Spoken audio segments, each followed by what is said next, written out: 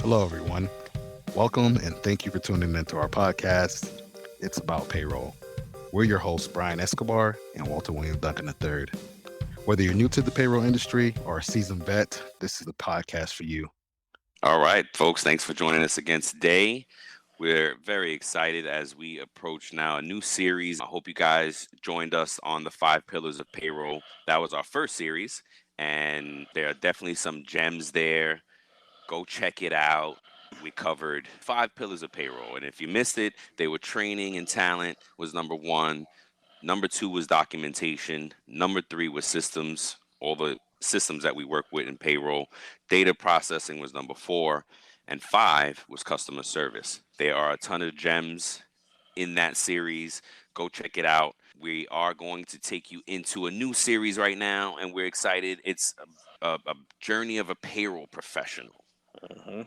You know what I mean? Yeah. The opportunity for us to share a lot of content is going to be in this journey of a payroll professional. But before we get into all that, how you been, Walt? How you doing today? I've been good. I've been doing good, man. I'm really excited for this new series that we can get into the journey of the payroll professional because I think it's something that really hasn't been talked about. You know what I'm saying? Yeah, once again, that common theme for us is payroll industry is underserved. Yep. I'm excited about it. My sidebar item today has to do with getting recruited, basically, but something specific, right? So I get a ton of emails all the time about, we found your resume, it fits our needs. Yeah. And they're jobs that I would have gotten years ago, not at that level anymore. They're entry level jobs or mid level jobs, and that's not a good fit, right? Whatever it is, I'm not getting titles that would fit my experience for today, right? Hmm. So it just made me curious with all the technology, with all the AI, with all the bots and all these things. Like, why aren't you working off of my LinkedIn and where I'm at? Why are you Yeah. going off of a resume that I submitted to you guys probably 15 years ago? That's not good data. You sending me emails and it's annoying. I think that recruiters could do a better job at Hmm. trying to get more relevant data for the candidates that they're reaching out to with these emails. You'll Hmm. get more people clicking in. Oh, what do you got? What do Yeah. you got? You know what Absolutely. I mean? Whereas it's just white noise. And now maybe when I see your name the next time, I start ignoring you and I block you altogether. Yeah. So that was just interesting how they're not matching. I'm sure you get the same ones. Oh, yeah, I absolutely do, and I think that's part of the marketing strategy that some of these recruiters use, just to say anybody who has payroll in their Yep, profile on exactly. LinkedIn, let's just send out a blanket email and hope that Yes. let's like throw it against the wall and see what sticks. Yeah, yes. And yeah, you know what? Now that you say it, that's probably exactly what it is. But I don't know. I think they would get better leads, better numbers if they targeted it more, Hmm. you know? But I think that has to do with the targets that they have to hit as recruiters, True, because it's a and numbers it's game. like, They're sales at the yeah. end of the day, right? Yeah, Hmm. you're right. The more people they can catch with that net, the better. Yep. The less time it takes for them to get these blasts out. But I just thought that was interesting. We get so many of them. But let's talk about payroll professionals now. We want to start with the origin story. Hmm. And I like yours better than mine. So I'd like you to start it off and give us your origin story, Walt. This first part that we wanted to talk about is what you would put some thought into. Hey, how did I get into payroll? Did I fall into it by accident? Did I make this choice? In some ways, yeah, we all chose to do payroll. Once you get into payroll and you stay in payroll, it's by choice, right? Yep. So, for my story, my origin story is I joined the military. I had to take the ASVAB when I went in. So I got a certain score, and there were certain jobs that I qualified for based on my score, right? And so out of all the jobs that I was able to select from, I chose dispersing clerk, which was payroll. In other words, in the military. Interesting. So that's how I got into it. Like that was one of my choices, and that so But wait, I gotta ask you a question. Did yeah, they have like little summaries for each job to they pick? did. They Oh, did. okay, so you were reading through summaries of the jobs, and you made a conscious decision to, Take payroll. Yep. okay, okay, it's your own fault. Then it's your own Yes, fault. it's my own fault. Yeah, I chose this. Okay, okay, go on. So yeah, I made the decision. I went in. What happens when employees behave badly? Boy, we could do an entire TV show, maybe a Netflix special on that. Well, Ryan and I sat down and recorded episodes for FAMA, and we asked practitioners, give us your most outrageous story. The sales leader that brings cocaine to work, whatever. Just bring us the outrageous, and it is funny. So if you need a laugh, which we all do from time to time, search for workplace misconduct wherever you get your podcast, and you'll find it. And trust me, you will laugh and cry, but you'll definitely laugh. All right. Thank you. Didn't learn any payroll things until after boot camp, and then after that, they sent us to what was called an A school. A as an apple. Okay. So it's an A school for payroll. So you Oh, go there for a few months and you learn about payroll. They teach you the ins and outs of processing payroll. That's why I first got my education on payroll. I didn't know anything about it coming out of high school or anything like that. I was an 18-year-old kid in the wow. industry, and so I had to learn about payroll. But I've always been interested in numbers, not necessarily math, but numbers. Just in I've always had an affinity for different numbers and stuff like Got it. that and everything. Yeah, man, that was my origin story. That's how I got in the game and why I stayed in the game, and I just ended up falling in love with payroll. What about you, man? What's your origin story? Oh, come on, not so fast. So give me a little bit more. So now after how long did you spend in the military doing payroll, and then how was your transition from the military payroll job and then like your first job as a civilian? Okay, gotcha. So payroll in the military was a little bit different because your first duty was the mission overall. So no matter, The mission. I'm sorry. The mission being like the war. You guys tactical yes, something. yeah, Battle combat mission. Okay. Right. yeah, I joined in January of 2001. As we all know, regrettably 9/11 happened that year. I So you had were to in the learn payroll. military when that happened. Yeah, I was in the military when that happened. Oh So wow. yeah, so I had to be on guard for that and actually be in danger zones and overseas and stuff like that. And while trying to do my job and make sure people got paid. Wait, So wait. Well, I'm sorry to cut you off. Please hold your thoughts. yeah, Okay, but I gotta ask these questions right for the listeners, right? Listeners, yeah, yeah. how was the schedule balance between being a Hmm. or a seaman because you were on the Yeah. you're Uh-huh. a Yep. soldier, and what just like hours wise, like how was that division of labor, that those hours managed, like being a soldier and being a payroll person? Well, you're always a soldier, right? So Okay, no matter first, what, the first you're always a soldier. Now, okay, if you have a designated job, even though the cooks were in the kitchen cooking for everyone, they were still soldiers in the right. military. They were still seamen. That was just their designated job that they chose to go into. You had your role and dinner. So for them, they had their set time when breakfast was done, lunch and dinner was prepared, just like we did. Our hours were from 7 to 4 or something like that.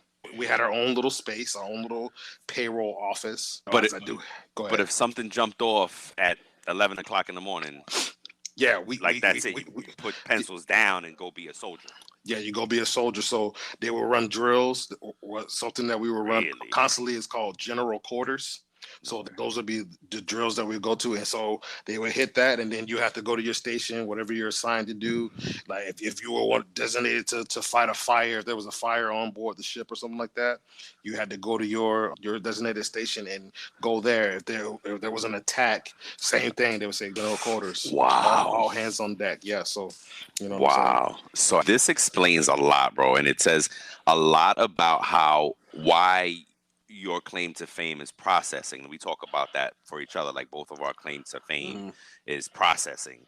Yeah. And now I get why it is. Because like you had to balance Yes. for all intent and purpose war at some point, Hmm. and just getting timesheets done and pay and adjustments made and things like that. And that's amazing, man. Amazing. Thank you for your service, bro. I don't know if I tell you that Yes, sir. enough as a You do. friend. You do. Okay. Yeah. Thank you for your You service, do. You bro. do all the time. I appreciate that. Well, there were no timesheets. So it was just There were basically no timesheets. Everything no. like salary. Everybody was salary. You have There a were no designated. adjustments. There were some adjustments if you got out, if you were discharged, whether it's honorable, dishonorable, when you got out of the military or you were kicked out for whatever reason, Okay. right? Then you could probably have, based on that date, you can have some fluctuation or differences in your pay. But other than that, you got paid like whatever your rate was. So E1 had a certain salary, the enlisted folks, and then the officers and the chiefs But had okay. their set salaried. And so not a lot of bonuses going on, nothing like that. There were sign on bonuses for certain rates. Right. If you were like on a sub, or you Sure, worked in yes. One of my engineering or boys something went like on the that. sub. Yep. If you Yep. worked in engineering, they gave you like more bonuses than anything. Like payroll, HR people, they really didn't have those bonuses or those bonus payments that. You might have gotten like a reenlistment bonus, Okay.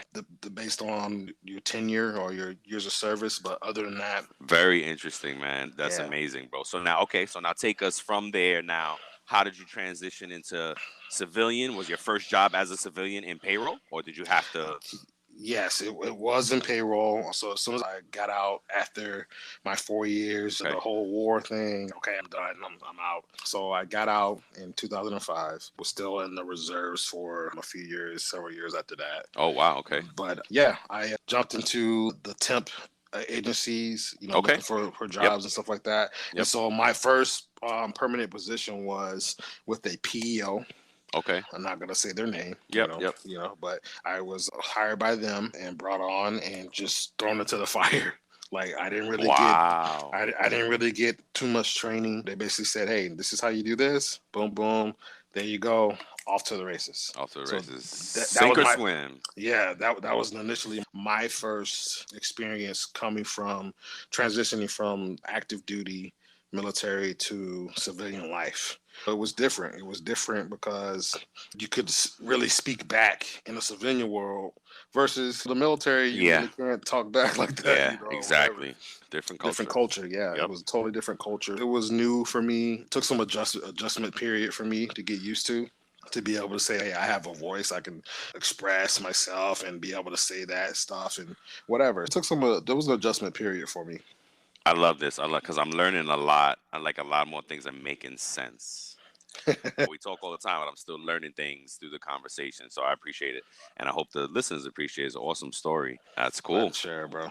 Yeah, that's a good. I like that. I like that version a lot better because I think we gloss over it real quick. We didn't dig deep. Yeah. So after high school, I did not go straight into college. I worked for my family business for about a year. And I thought making money was more attractive at the time, and Mhm. all the older folks were telling me go to college. But I was like, no, I'm about to make this money right now, so this Mhm. seems better. So I did that, and luckily enough, like it was a double-edged sword where, yeah, I did make good money at the time for my age, but it was in a back-breaking business. It was a labor intensive. Yeah. Yeah. Yeah. Gotcha. So after a while, I was like, I'm not gonna be able to do this forever, man. My relationship was suffering because I spent 6 days a week working and long days. By Sunday, I was wiped out. I didn't want to do nothing. I finally got to a point where it was like, no, this is for the birds. Like, I can't do this. It's not sustainable, right? Sustainability became a very big theme in my life. And I think it started then. And it still is a very big theme. Sustainable practices. That's Mhm. how we last in payroll. That's how we build good departments and good processes is sustainable practice. So Yeah. anyway, it wasn't sustainable, and I said, all right, I told one of my best friends, I said, I either gotta go to college or I'm about to go to the military. I was gonna join the Navy too, Mhm. because yeah, my godfather is a retired career Navy person, and Yeah. I was like, all right, I'm gonna go to the Navy. And he's like, no, you're crazy, man. Let's go to college. So we buddied up. So fine, fast forward, few years later, I don't know, 4 or 5 years later, I had my degree.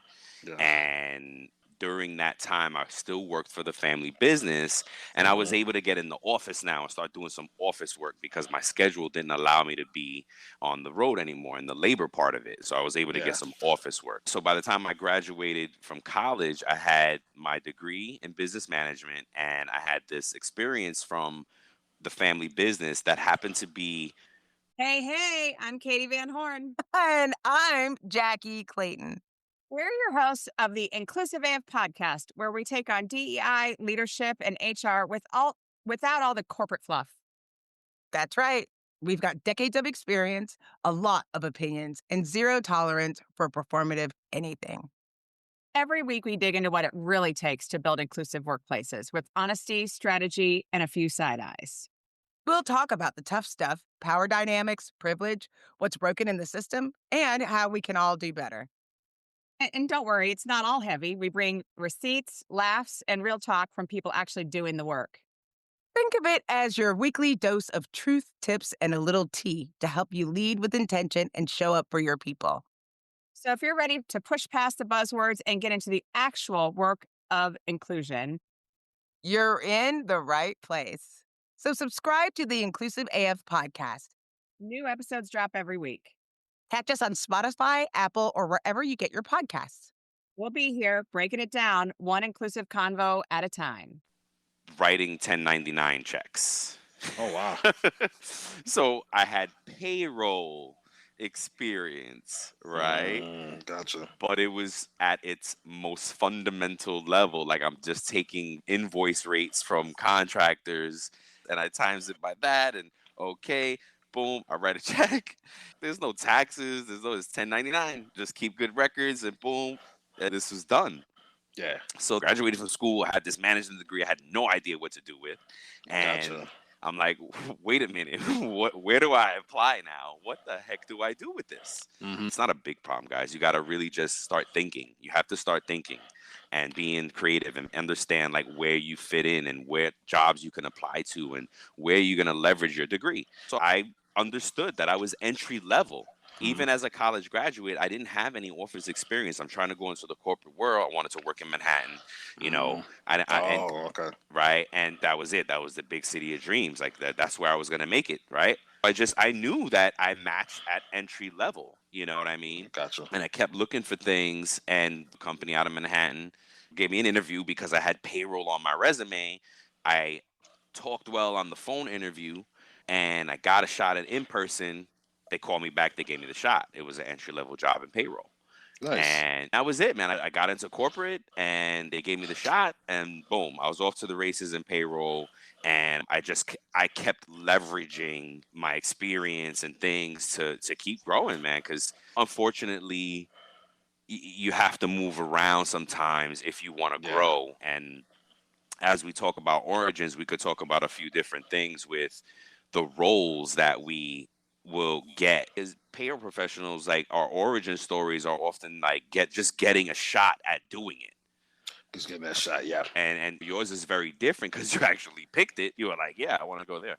But a lot of us just fall into it. So many stories I hear, oh, I used to sit next to the person who did payroll. They went on maternity. They never came back. And my boss just gave me a shot to do it. Yep. Something like that. And there are stories of that type of we just stumbled into it. And because there's no aim, right? There's no degrees. There's no path to success that's known. We're going to teach you guys the path of success, let me tell you. Yeah. But there's nothing out there now that you can just say, hey, I want to be a payroll professional. What does that roadmap look like? Yeah, this is not something that's pretty much advertised out there like that. Like, hey, you're going to do payroll. Come this way. But look, it's a legit career. And it's been getting more and more notice, and people are fighting more for this. A lot of payroll groups on LinkedIn that are doing a lot to build awareness, and I believe they're getting payroll as its own type of industry, because it is very frustrating when you go onto these sites and they say, what industry do you work in or whatever, and you feel like you're in payroll. Payroll is itself its own kind of thing and bucket. So you see human resources there and you see finances there and you're like, wait a minute, payroll should be a subset, at least at the very minimum, of something or both, because we're in either human resources or payroll. Yeah. And that's how the origin, again, looping back to our origin story, that's how you usually get in, is at this level, and you grow from there, whether you like it or not. Because like you said, you fell in love with it. And I don't know if I fell in love with it. And I didn't. I fought it, I believe, for a while. I did it well, but I just had so much ambition, and it took me a long time to realize folks either very passionate about something or they're really good at something, and that's Mhm. what they leverage to build their own businesses and have that Yeah. financial freedom. And it just took me a while to get there. So we're Yeah. leveraging our talent, and it's absolutely a good career path. And this Mhm. journey, hopefully we show you guys that in this journey of a payroll professional. And again, we're going to have some episodes that we're conversational about where those stages are, right? Mhm. And some other episodes that'll be more tactical. Yeah. Payroll 101, for instance. There's some things as a new payroll professional, these are the things that you have to start learning Yeah. so that you can build on. Like that's what it's that then you become full scope payroll, right?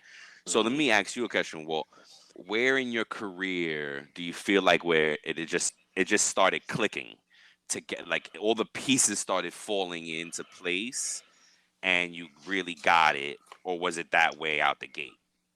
So for me, it was in two parts for me. So payroll in the military came easy because of how it was taught. It was very detailed, all the different tests and stuff like that that we had to do. It was Hmm. literally 3 or 4 months that we just got this training hammered into us. Right. We didn't do anything else. We just got the knowledge. Hmm. So when it came time to actually sit down and do the work, Hmm. I was already equipped with the knowledge to do it.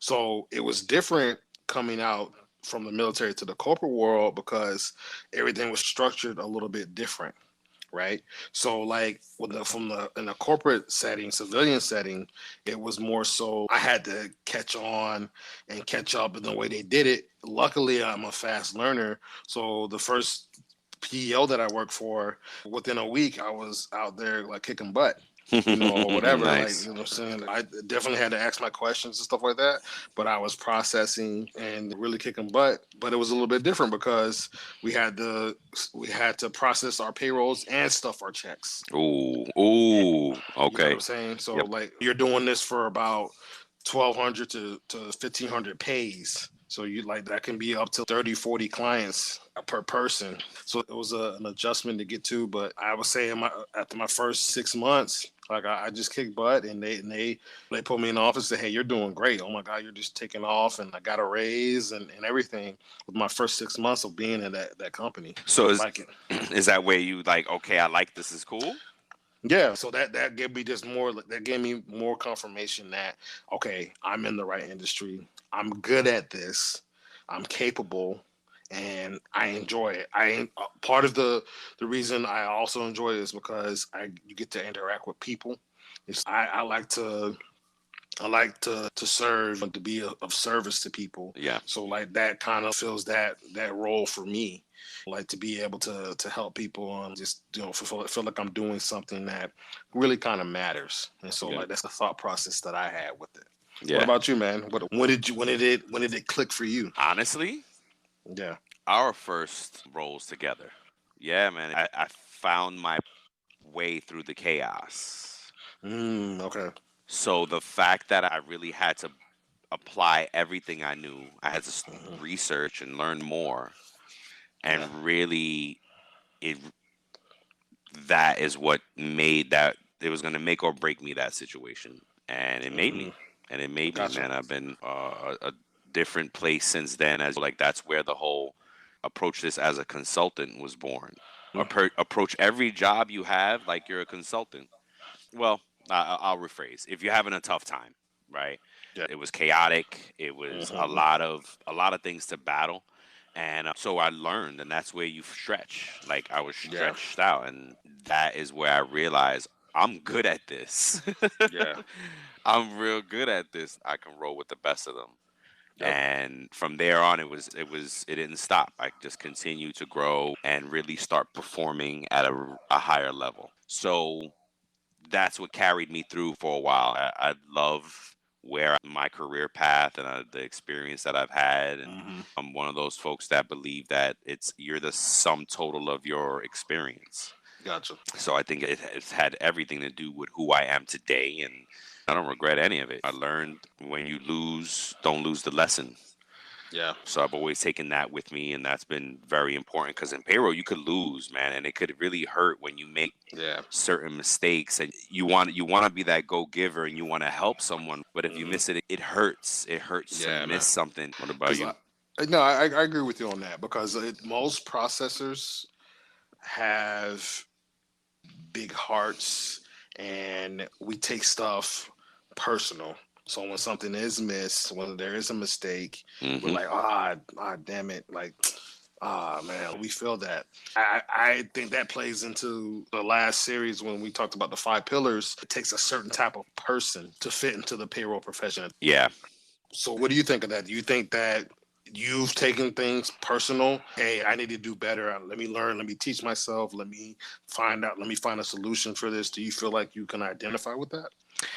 Yeah. When you lose, don't lose the lesson. And again, when you lose in these situations, like I said, you impact something. The reason why you lost in a payroll situation is probably due to process and procedure. If you miss something, then your checklist, you overlook, that one little check that you should have done that day cost you. Yeah. Right. So don't lose the lesson. And it's made me incredibly organized on that front, and making sure we have all the bells and whistles and notifications and reminders and lists that keep you focused on what has to be done. I want to apply what I've learned from this and make sure it doesn't happen again. Yeah. And if you're lucky enough to have a company that lets you grow, and they're going to want to know what went wrong and how you're going to fix it. And if you beat them to the punch, right? Beat them to the punch, then you're better for it. If you recognize you made an error, or if you get that call that an error was made, you immediately document, put something together. Hey, this is what happened, and this is how we're going to fix it. And not only how you're going to fix it, but how are you going to keep it fixed? Yeah. Right. So let me ask you a question. I totally agree with you on that. Someone told me, and I want to get your thoughts on this. Sure. A former manager of mine said not to apologize when you make a mistake. Hey there, I'm Tim Boris, host of the Working Well podcast, where business strategy meets human sustainability.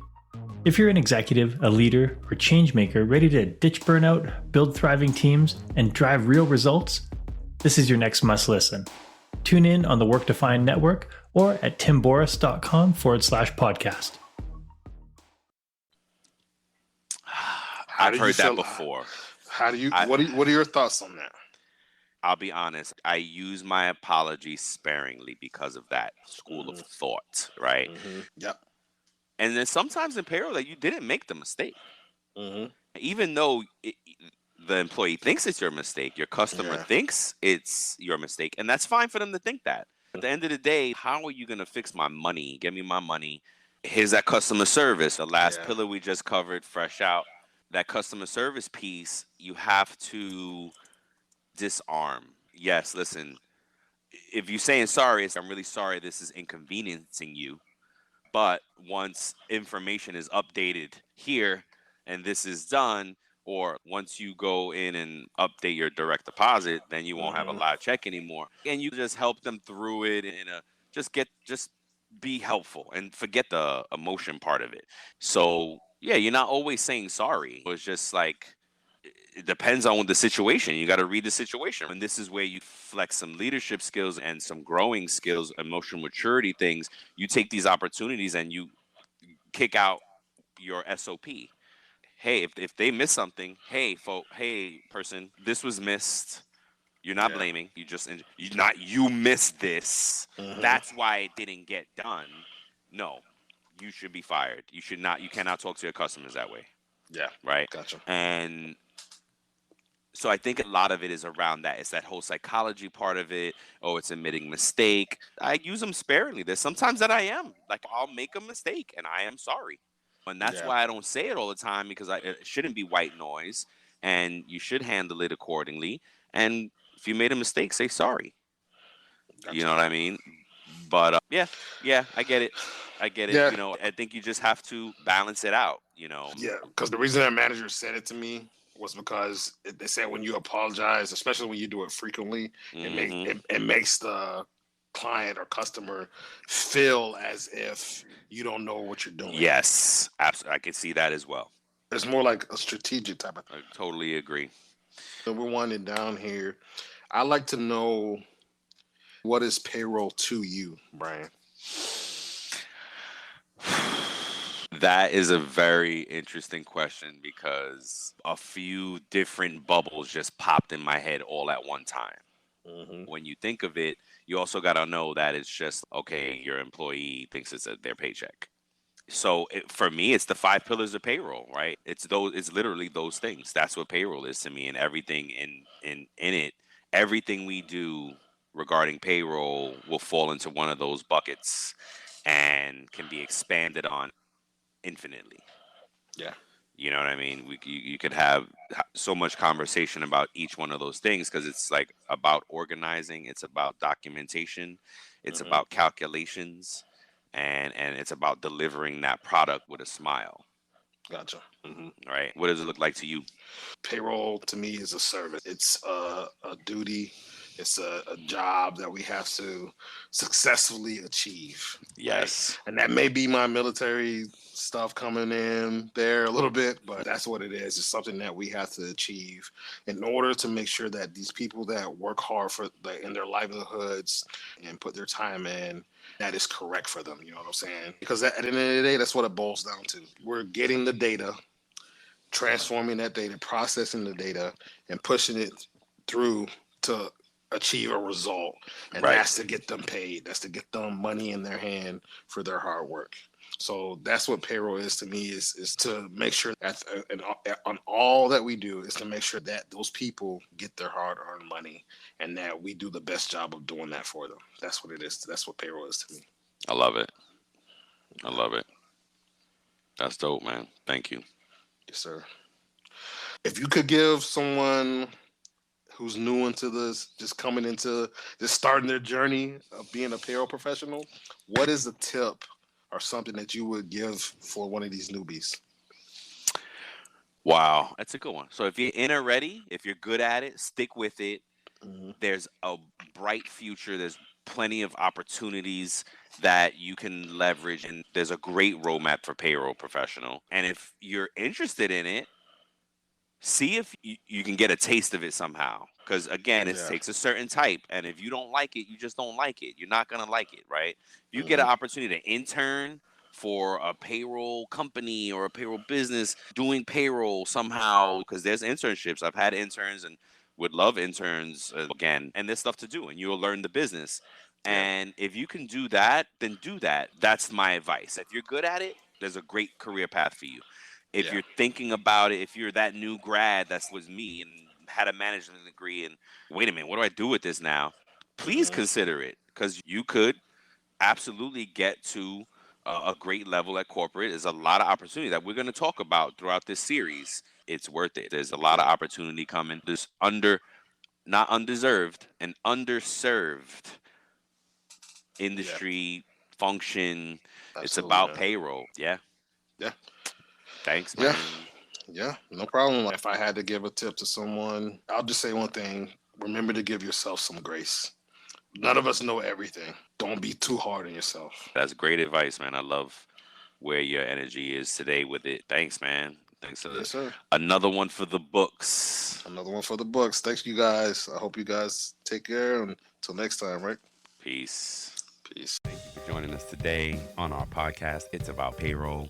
We're your hosts, Brian Escobar and William Duncan. And until the next time, folks, keep learning, keep growing, and most importantly, keep going.